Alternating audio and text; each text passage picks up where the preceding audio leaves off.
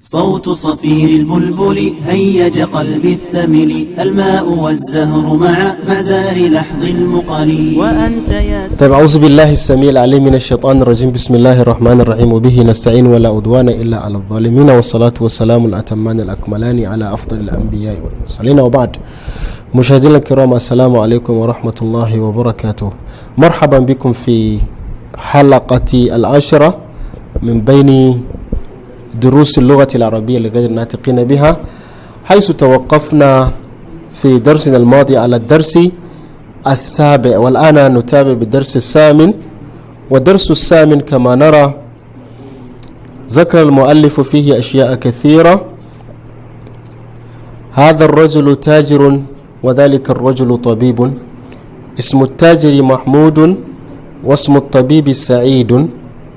هذا البيت للتاجر وذلك البيت للطبيب، بيت التاجر أمام المسجد وبيت الطبيب خلف المدرسة. لمن هذه السيارة ولمن تلك؟ هذه السيارة للطبيب وتلك للتاجر، هذه السيارة من اليابان وتلك من أمريكا.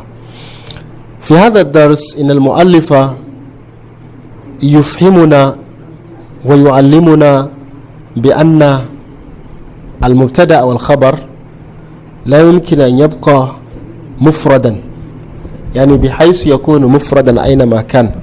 في بعض الأحوال قد يكون المبتدأ مفردا كما بينا ومثلنا بذلك في الدرس، أظن الدرس البستان الجميل مثلا، فهنا مبتدأ مفرد والخبر أيضا مفرد. وهكذا لو قلت مثلا بيت التاجر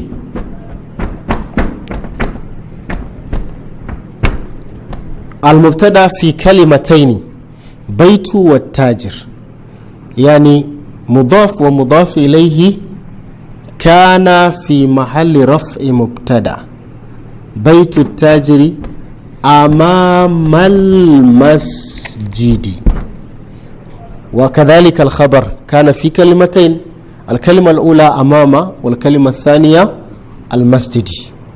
فبيت التاجر كلمتان في محل رفع مبتدأ، أمام المسجد خبر مبتدأ. فإذا هنا يشير المؤلف على أن المبتدأ لا يلزم أن يكون مفردا أينما كان، وكذلك الخبر قد يكون مبتدأ يؤلف من كلمتين، يتألف من كلمتين كما تألف من مبتدأ الخبر من مضاف ومضاف إليه، وقد يكون متألفا من مثلا من جار والمجرور. بيت التاجر في القرية، ففي القرية هنا خبر مبتدأ، وهكذا.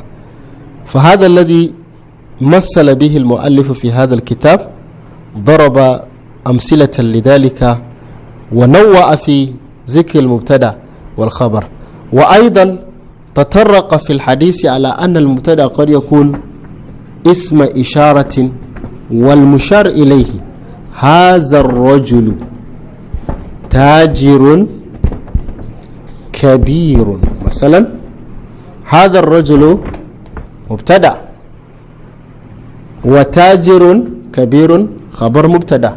abin da wannan darasin ke koya mana shine darasi na 8, yana nuna mana cewa kamar yadda muka yi bayani a can baya, ba lalle bane mubtada da khabar ya kasance kalma guda daya, yakan iya kasancewa sama da kalma guda daya, kamar yadda muke gani a cikin misalan da malam ya kawo. hadar rajulu tajirun, kaga hadar rajulu su biyun nan a matsayin mubtada suke, da haza da ar-rajulu.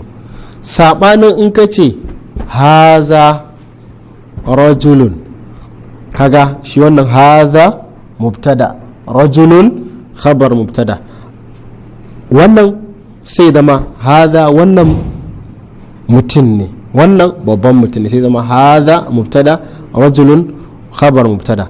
Amma inda ka sa alif da lam to ya zama kamar suna hada da wannan ne kenan. hadhar rajulu, wannan mutumin wannan mutumin to kaga yana buƙatar labari, me za ka ce game da wannan mutum, kaga dole shi yana buƙatar khabar, to sannan zai ka ce tajirun ko kabirun ko tajirun shahirun ko wani a makamancin haka. A dai takaice mun gane cewa a nan gurin mubtada da khabar sun haɗu cikin kalmomi guda nawa, guda biyu, da hada da arrajul. Hakanan baitu tajiri amamal masjidi da aka mana misali, baitu tajiri anan mudaf ne da mudaf ilaihi, baitu shine mudaf din, attajiri mudaf ilaihi, sai suka haɗu suka zama me, suka zama a matsayin mubtada.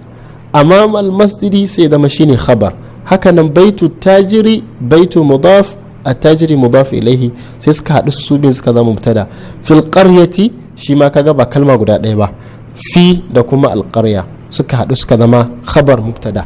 Kenan dai a takaice kamar yadda muke gani cewa mubtada da khabar ɗin da muka karantar da shi a can baya, cewa mubtada da khabar yakan iya zama ɗaiɗaikun kalmomi guda ɗaya, mubtada ya zama kalma guda ɗaya, khabar ya zama kalma guda ɗaya.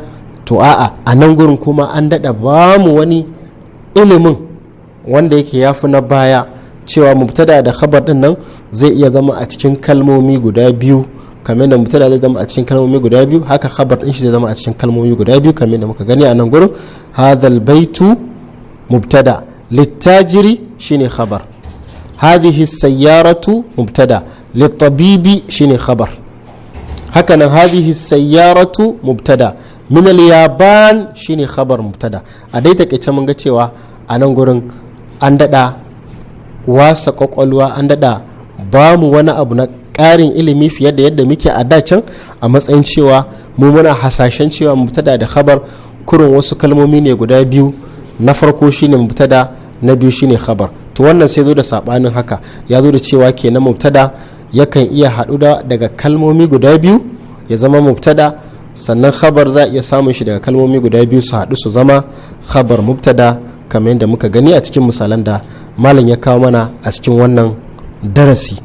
Kuma ya kawo mana misalai, ya kawo mana tambayoyi akan haka, bayan ya kawo mana labari tsakanin ɗan kasuwa da kuma malam makaranta, man hadha rajul wa man zalika, ya kawo mana misalai akan haka, sannan yadda za mu yi amfani da shi a yau da kullum da kuma yadda ake amfani da shi. A dai takaice dai mu gane cewa mubtada da khabar suna iya zama sama da kalma guda daya, ko dai zama mudafun mudaf ilaihi, ko su zama a ismul ishara da kuma mushara ilaihi. Sannan kuma za mu yi tambaya mu ce hadha, wani abu mu danganta shi zuwa wani ta hanyar amfani da abin nan, kamar da za mu zo a darasi na gaba.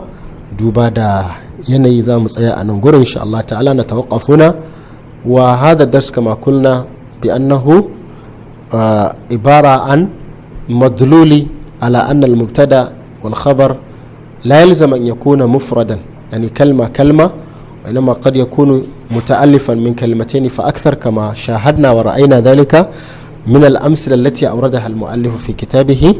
وإن شاء الله سنتابع بذلك في درس قادم أو في حلقة قادمة.